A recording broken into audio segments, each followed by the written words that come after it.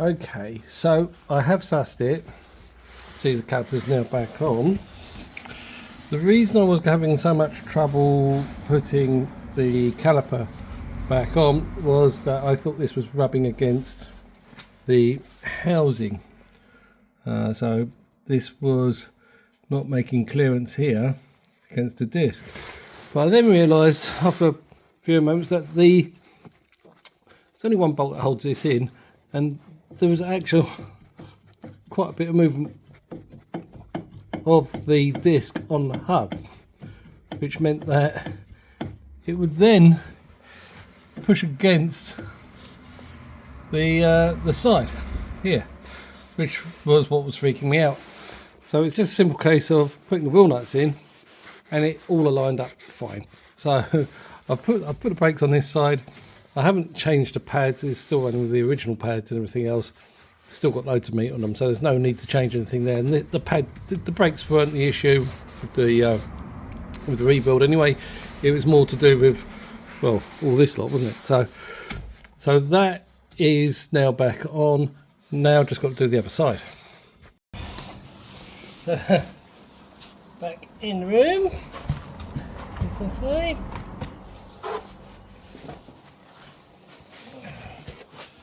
Now. Pads back in, caliper just got to go on, and then we've just got to do these pins up with suitable Allen key. Nothing more exciting than that, really.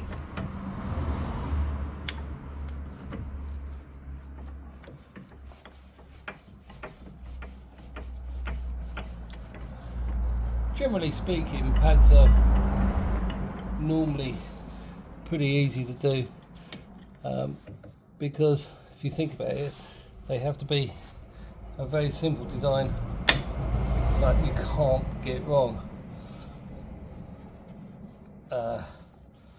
So I think that's why manufacturers make them, so that they're super easy to do, really. Rather than needing any sort of obvious training or anything, most people can do a set of pads using just normal hand tools.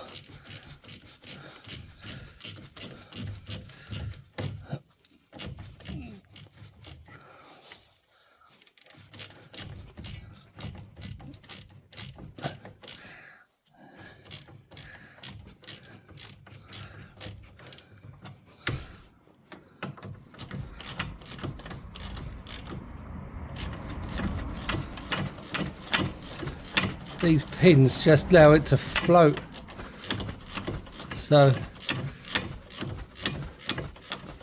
all that braking effort, clamping force, all sort of just going through a set of little pins, really, I suppose.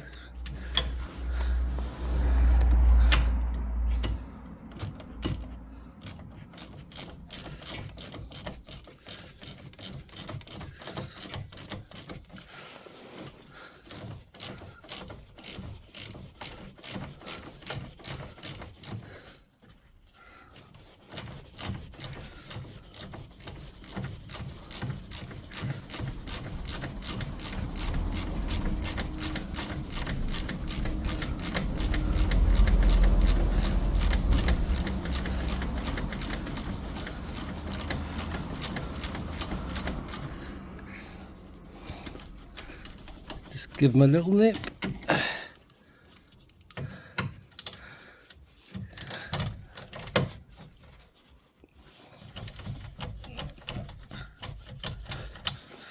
And that's my brakes on. Pipework comes round here, it disappears up into here. The bungee just sort of slots in here. Oh, let's just go around and do that from this side.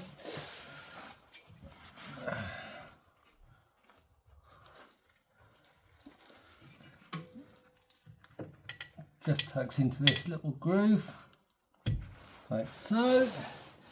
And now for the brake pipe. So brake pipe comes up here and comes in here like this, and it's got to meet the end of that other one back there. So I'm just going to move you around so you may have a better look. Okay, so this is where you need the weird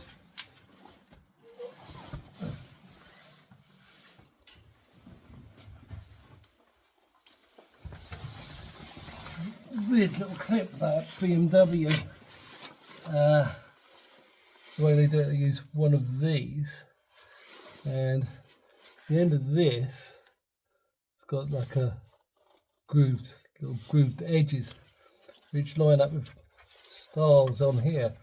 So it sort of, as you offer this up, it will locate in like that.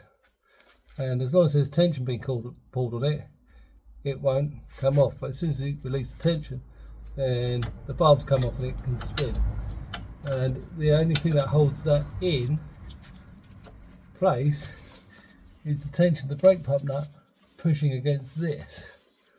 So that in there like so, and then you just need to do it up.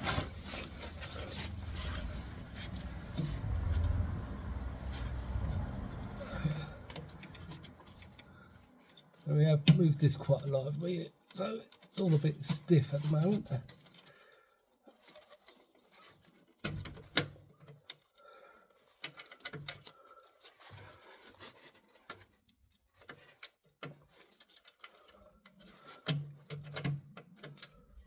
And now it's a case of get me spanner on there, give it a couple of swift turns.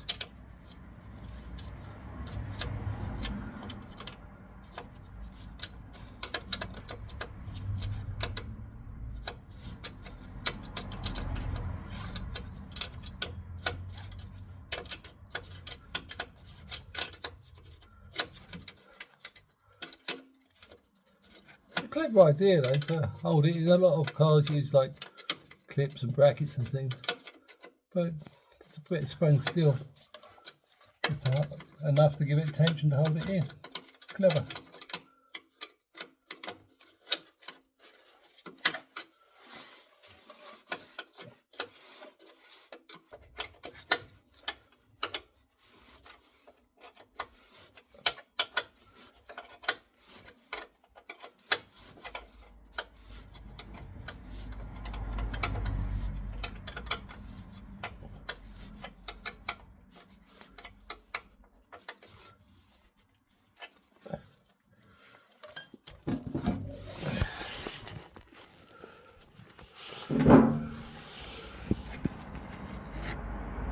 So there you go. So that is now on there, and it's just a header nut pushing against that, which holds this whole thing in place. Fairly clever idea. Better than some clamps, I guess, but it's still a bit of a faff when it comes to putting it all together. But that's now in. Next is trying to get underneath and do a bit more to the tank, I think. Okay, so as you can see, the brakes are now on and looking all okay. Everything's looking pretty good down here. Got to get those stabiliser links in next, I think. That's the back end completely done. You'll notice I've got a rag hanging down on the brake bleed screw, and that's because I haven't got any pipe. So I've just cracked those bleed screws open, and I'm going to leave them overnight to just capillary down on both sides. Okay, so we're putting handbrake on now. So as you can see, you've got the nipple located, and this is just pushed through. This needs to be pushed right the way home. So that's right the way in as far as it can go. And you can see there's a bit of movement there as well. Right. Now then the root comes up here and follows this point all the way up to here. Now this is where it kind of disappears a bit. Let me get the camera a bit better for you.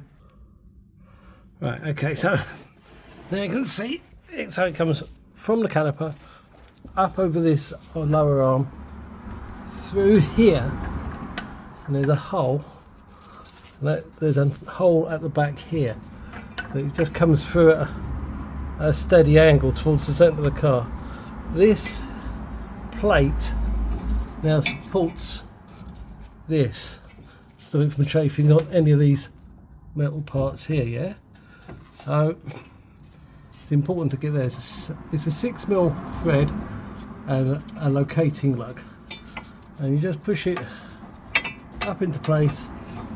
The locating lug, so I'm going to show you that without being too faffy. Right, so the locating lug, let's make the light a bit better for you. Come here. Goes in, and you can see it just there, just like the little lug there.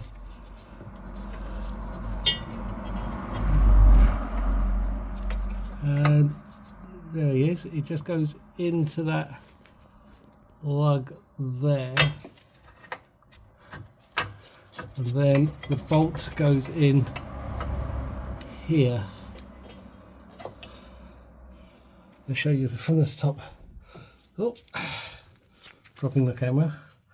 So the locating lug here with a hole in the plate, and then you've got this thread here, and that just holds it in place and makes the run nice. So let me put this nut in, and then we can show the rest of the run. Okay, so this is the view from directly beneath. When I can get some light. So you've got the cable running through here, through that plate there, through the runner, the subframe, and it pops out here, and you see the one on the opposite side. Then it comes into the clips on the petrol tank. There's 2 clips per run, and they go forward and then into 2 holes right at the front here, which then takes it into the front of the car. So I'm just going to push those through now, and we can have a look at those. So let me just give it this. Okay, so now we're in the car. I've hooked one in. They just hook over this simple bracket. You can see how it works. There's a slot, and it just goes in over the slot. So just try and do this one-handed. Yeah, got it. Okay, so that's your equaliser bar. This means that you can get a small amount of adjustment between the two, so if one's sort of slightly wearing out more than the other, the equaliser bar will take up the difference to a certain extent and still pull them up reasonably steady at the same time. Now all I've got to do is adjust the nut, and the nut is accessed from the other side of the car, really, on the driver's side. If you pull the driver's seat back right away, you can get reasonable access to it, and I'll show you that now. Here we go. And there you have the nut there for the adjustment. So it's this nut here. I've pulled the handbrake up 3 notches. That's my sort of go-to. With a simple ratchet, you just get on the end and we'll ratchet the hell out of it until it starts to pull up tight. So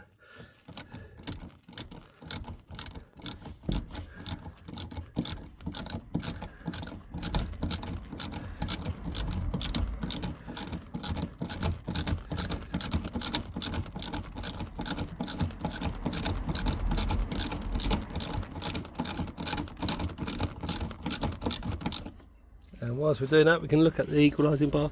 So the equalising bar, as you can see now, is pulling both the cables at the same, reasonably the same level of tightness on both of them. So they've both got roughly the same tension, which is kind of what you want. Okay, so I might be able to show it as we tighten it up. it, pulling it forward. Let's see if we can zoom in a little bit.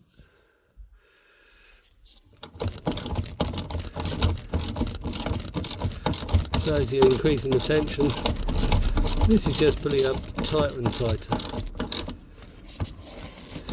Now, overdo it and we'll never get the handbrake off. Underdo it and the handbrake will never work. So there does seem to have to do some slight testing. So let's come back out, pull the handbrake up, let it off. So from nothing, 1, 2, 3 clicks. The equaliser bar is nice and straight. The rest of the car, we can have a quick look at that. So just come round. So I put the wheel nuts back in just so we can have a trial pull. That's it. It is still just moving, although it is binding. And that should be pretty much the same on this side as well. So just put that on there. So they are tightening, but they're not quite tight enough. So we can pull the handbrake up and do another couple of turns and then try it again. A bit of trial and error, really. So handbrake is still in the up position on 3 notches. And we'll just carry on tightening up until we can lock those back wheels nice and tight.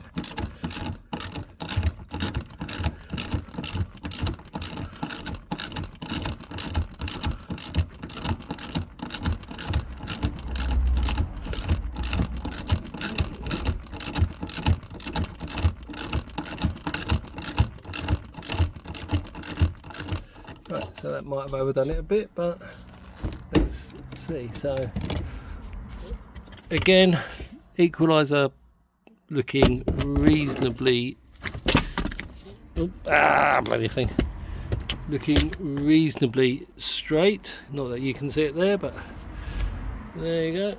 So that's both of them pulling up equally, which is what we want. And then pull the handbrake up itself.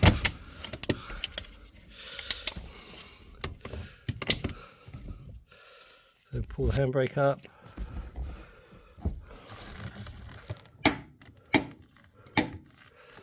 And then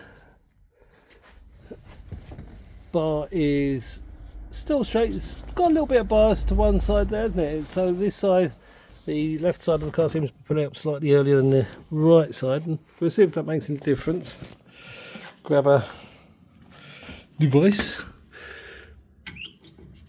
So put that onto the, and we'll give it a tug. So that's just doing the nut up, that wheel's solid. And we'll give it a tug this side.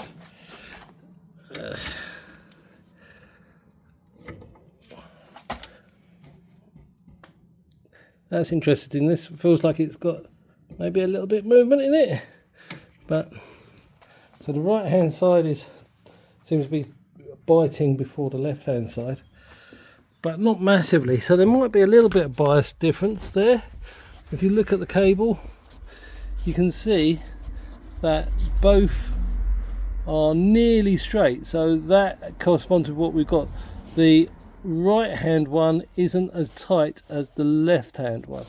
So that means that the rod is like that rather than that. So equally, the right hand side isn't getting the same tension as the left hand side. So something may not be quite right. Let's release it and feel around here. Make sure that this is all settled in, because you've got basically got a ball, and if the ball was sort of kinked over, it might pull it slightly on one side. So just making sure that the ball's sitting nice and central within it. The lighting is pretty terrible.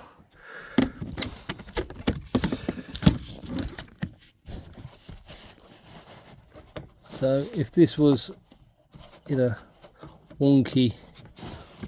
wonky, but it does look good from that point of view.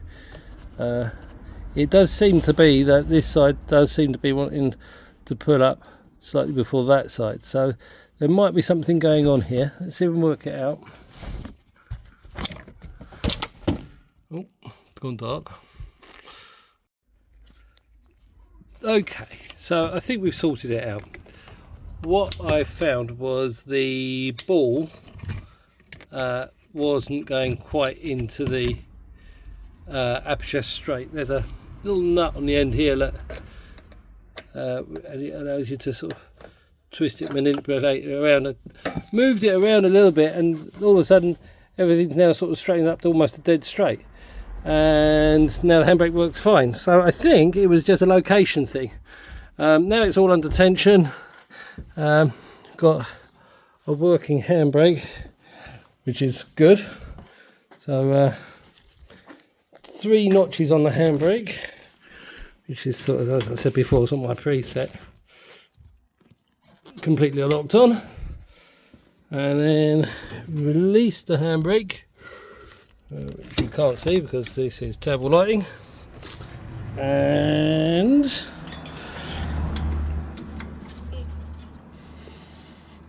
so simple as, just a simple thing where the ball assembly in here hadn't quite settled down correctly, and it was creating a weird bias against one of these. So just having that set correctly has made a hell of a lot of difference.